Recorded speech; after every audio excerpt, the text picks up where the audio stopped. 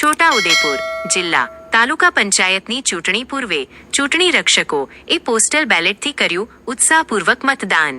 સ્થાનિક સ્વરાજની ચૂંટણી 2026ની પ્રક્રિયા હાલ છોટાઉદેપુર જિલ્લામાં પૂરજોશમાં ચાલી રહી છે.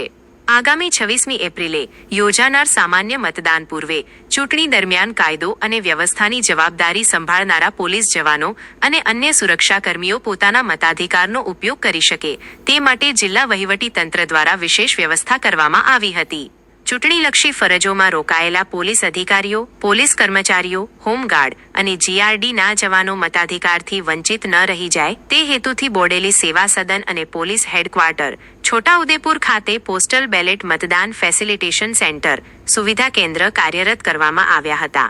આ સુવિધા કેન્દ્રો પર મોટી સંખ્યામાં પોલીસ કર્મીઓએ હાજર રહી અત્યંત શિસ્તબદ્ધ રીતે અને ઉત્સાહપૂર્વક પોસ્ટલ બેલેટ દ્વારા મતદાન કર્યું હતું.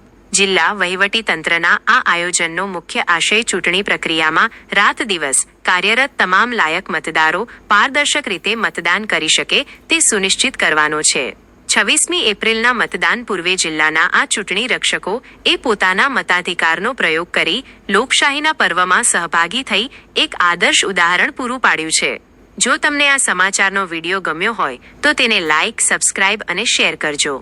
સમાચારના વિડીયો મેળવવા માટે બેલ આઇકોન દબાવી ચેનલને સબસ્ક્રાઇબ કરવાનું ભૂલતા નહીં.